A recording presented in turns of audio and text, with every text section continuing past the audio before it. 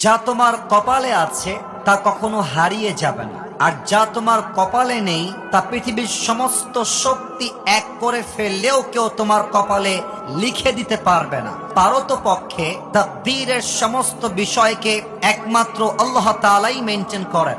যা হয়ে গেছে তা আমার জন্য ভালো ছিল, যা হচ্ছে এটাও আমার জন্য ভালো, আর যা আগামীতে হবে এটাও আমার জন্য ভালো। মাথায় রাখতে হবে, যেটা হারিয়ে গিয়েছে এটা আমার জন্য নয়, যেটা আসবে সেটা আমার জন্য। আমার জন্য যেটা বেস্ট সেটাই আল্লাহ করবে। অতএব যে হারিয়ে গিয়েছে, যা হারিয়ে গিয়েছে, এটা নিয়ে আমার কোনো অবজেকশন নাই, এটা নিয়ে আমার কোনো প্রকার কোনো অভিযোগ নেই। আরে আমি তো বিশ্বাস করি, যে বান্দা আল্লাহকে ভরসা করতে পারে, যে বান্দা আল্লাহকে বিশ্বাস করতে পারে, হারিয়ে যাওয়া জিনিসের চাইতে হাজার গুণ বেটার জিনিস আল্লাহ থেকে দান করতে পারে। ঠিক কিনা বলেন? আয়াতের সারাংশ হচ্ছে, whatever Allah subhanahu wa ta'ala has decided for you will must happen.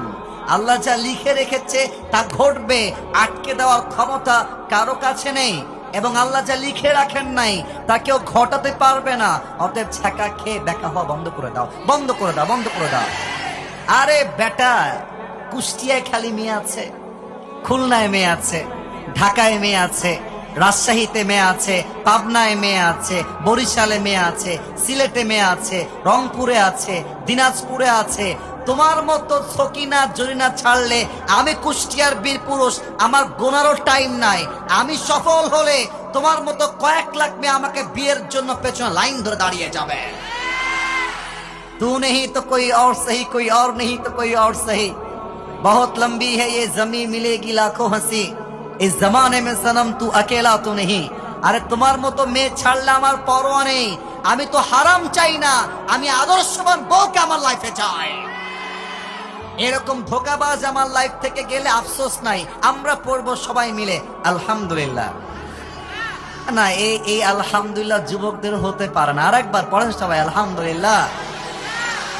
অতএব আজ থেকে লাইফে যা ঘটে যাবে, যত কিছু হয়ে যাক, আপনার লাইফের প্রথম এবং লাস্ট বাক্য হবে, আল্লাহ রে, তুমি যদি দিয়ে খুশি হও আমি নিয়ে খুশি, তুমি যদি আমার দুঃখে দেখে খুশি হও আমি তাতেই খুশি, তুমি যদি আমার মুখের হাসি দেখে খুশি হও আমি তাতে খুশি। আল্লাহ তুমি যা করবা, I don't have any objection, আমি জাস্ট করবো আলহামদুলিল্লাহ। বাকি ফয়সালা করবে কে? ঘুম থেকে যখন উঠবা পড়বা আলহামদুলিল্লাহ, আল্লাহ তুমি আমাকে ঘুম থেকে ওঠার সুযোগ দিয়েছ।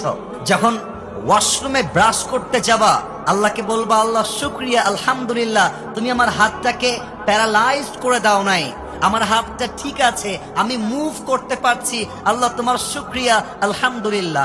যখন তুমি অজু করে মসজিদে আসবা আল্লাহকে বলবা, আল্লাহ তোমার শুকরিয়া, আল্লাহ আমার তো কোনো যোগ্যতা নাই তোমার ঘরে আসার জন্য, তুমি তৌফিক দিয়েছো বিধায় আমি আসতে পেরেছি, আল্লাহ তোমার শুকরিয়া, আলহামদুলিল্লাহ।